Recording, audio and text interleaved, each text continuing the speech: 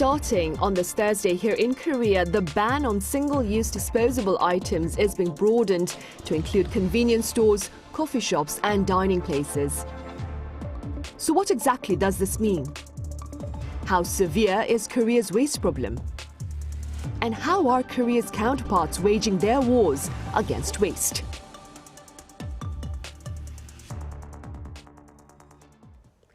Welcome to Issues and Insiders. One of Korea's green initiatives against waste is to reduce the use of disposables. For more on this, I have Kwon Soa here in the studio. Soa, it's good to have you back. Happy to be here.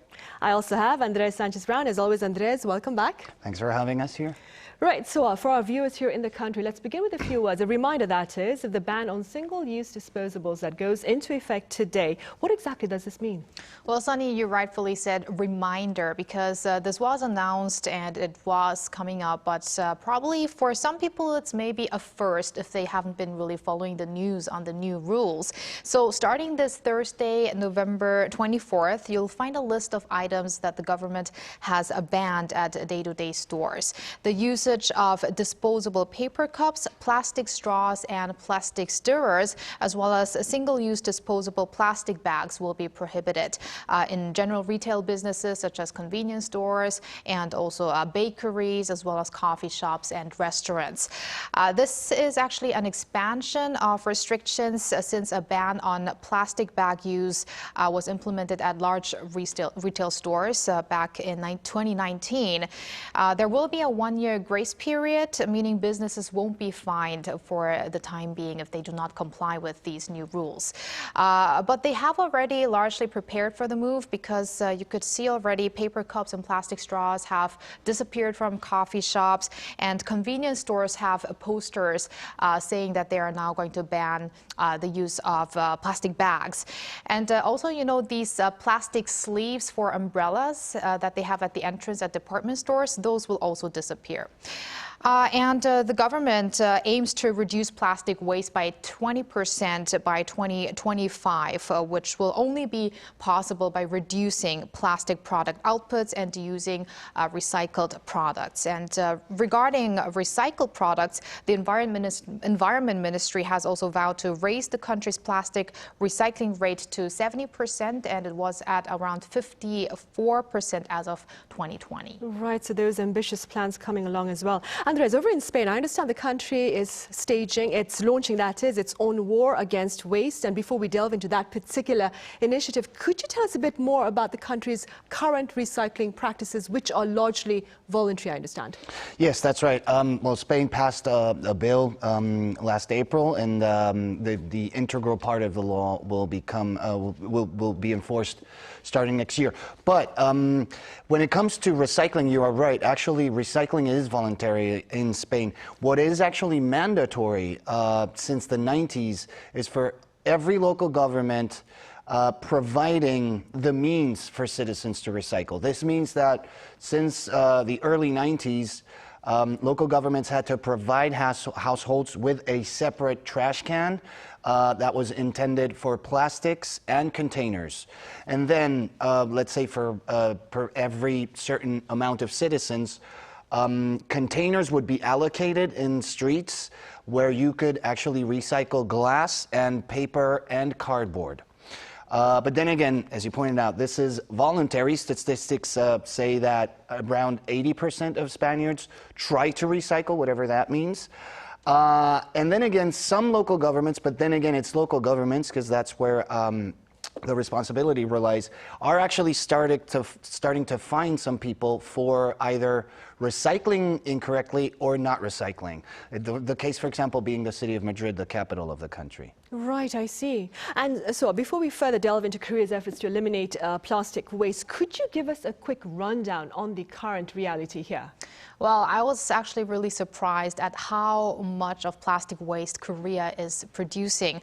The largest amount of waste comes from the US, followed by the UK, but right after that, third is South Korea, and next is Germany. Now, I come from Germany, I live in Korea, so I was quite disappointed by seeing these figures. But we're not talking about how much plastic they make. In terms of that, I think China is at the top, but in terms of how much each person is making plastic waste. So more than 88 kilograms of plastic waste was produced per capita in Korea, according to a report last year. So one person is making almost 90 kilograms of plastic waste in a year.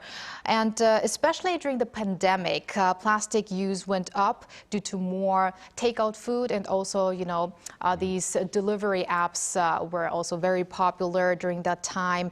And also, the government had, for a time being, suspended the ban of plastic cups and plastic utensils at coffee shops and restaurants to prevent the spread of COVID-19. So that's why daily life plastic waste increased from 4.18 million tons in 2019 to 4.92 million tons in 2021. Right, I see. And with regard to practices against pollution, Andres, as we mentioned earlier, a recycling law has gone into effect in Spain back in April. Could you tell us a bit more about this particular law and the public response? Yes, actually, the law is in some aspects pretty similar to what will be enforced in Korea.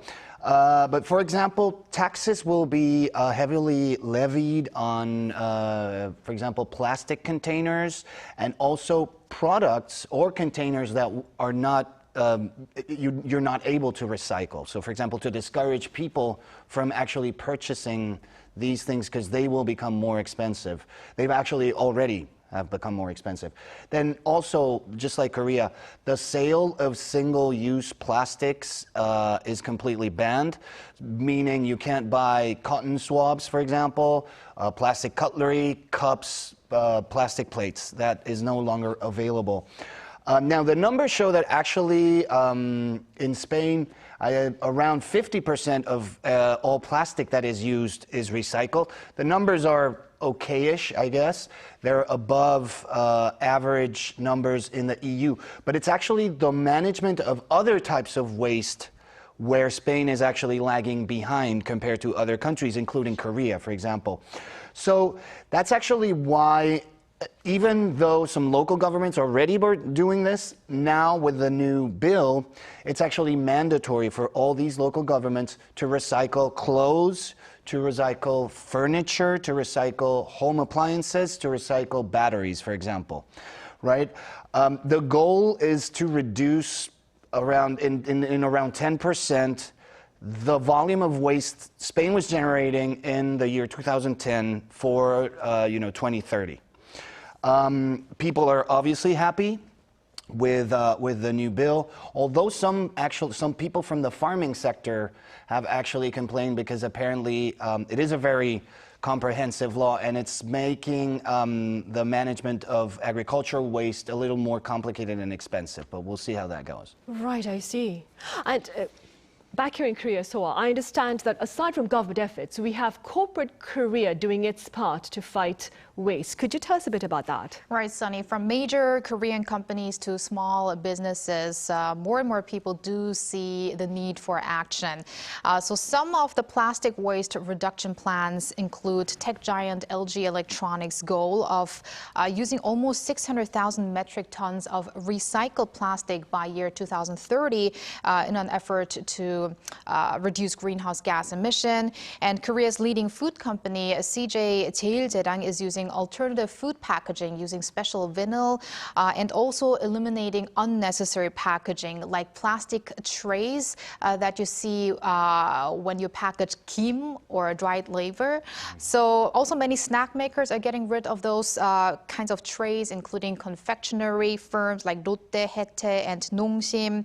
And you also probably are aware of the changes that we're seeing at Starbucks Korea, from paper straws to banning single-use cups as well. So what the company aims to do is completely get rid of disposable cups in Korea by 2025. And also small businesses, business owners are doing their part in saving the environment by not using plastics. A very good example are mom and shop stores in Mangwon-dong, which is in Western Seoul. There is a traditional market there and a campaign going on where shop owners are asking their customers to bring their own containers. And this started with a banchan kage, or Korean side dish shop owner who started this campaign in 2018. And with more and more people aware of environment issues, people are actually, joining these movements. Right, well, that is good to know. And Andres, beyond Korea, I understand that businesses in Spain are also trying to take part. Of course, Spain has a very strong fast fashion industry. What is that industry doing to fight waste? Yes, you're right. Spain actually houses two of the largest textile retailers in the world, Mango and the Inditex Group, who owns the Zara shops. Now, at least domestically, their task ahead looks pretty tough. I believe around 1 million tons of fabric goes to waste every year in Spain, but only around 12% of that amount actually does get recycled. Now, when it comes to the textile industry, there's two kinds of recycling, what is called the pre-consumption recycling and the post-consumption. Pre-consumption takes place with, regards all that kind of fabric, all the scrap, all the fabric scrap, while you're actually manufacturing the clothes in the factories. Now, with this new law, these companies are actually now forced to recycle every single little scrap of fabric in those factories. Nothing can go to waste anymore. The second part, post-consumption, deals with, when we throw away clothes that we used, right? So now with the new bill being passed, local governments, as I mentioned, are forced to actually provide the means for citizens to actually deposit these clothes and then hire these companies, these highly specialized companies, because post-consumption is really hard and expensive actually to perform. But thanks to the bills, all these companies will actually benefit from special subsidies in order to make this just a very common practice. Right, I see. And so, along with efforts to reduce single-use disposables, that is, we have on Friday, that's the day after tomorrow, we have what is called the Buy Nothing Day. Could you tell us a bit about this particular day? Sure. I think it's actually should be the 26th, which would be Saturday, I think. Okay, is it, so right? It's 24th today. Right. Yes. So first of all, Sunny, Andres, how often does it happen that you guys do not buy a single item throughout the entire day? Okay, that does not happen with me. Does that happen for you, Andres? It does actually, because I have a home office, so many times I actually don't leave my house. But I guess that's also because I don't leave my house sometimes. Not every day, of course, but it does happen. Commendable. Yeah, I mean, same here. But even if I'm home, I get to order something, out of the delivery apps. So in 2 days from now, on the 26th, why don't we all try to buy nothing? And that's when Buy Nothing Day is observed around the world. Actually, Sunny, you're right with Friday as well, because in some countries it is observed on Friday.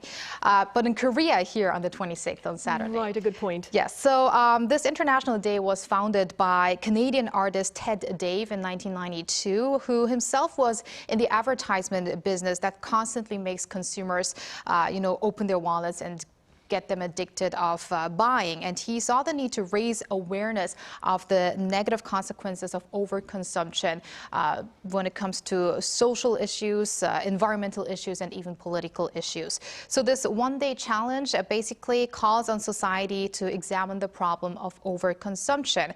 And now around 65 countries around the world are observing this day, including Korea, where it started in 1999 by Green Korea United, which is an advocacy group.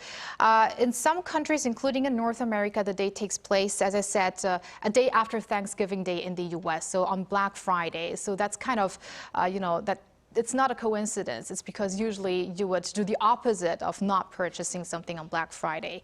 So everything's on sale. Exactly. So so on Saturday, why don't we try to not buy anything. Okay, I will do that. I will try very hard. So thank you so much for today's input. And Andres, as always, thank you very much. Good luck with your effort to buy nothing on Thank you so much. Good luck to you too. Right. Well, that is all the time we have for today's edition of Issues and Insiders. We'll be back with an expert's thoughts on Korean art over in France tomorrow. Join us then.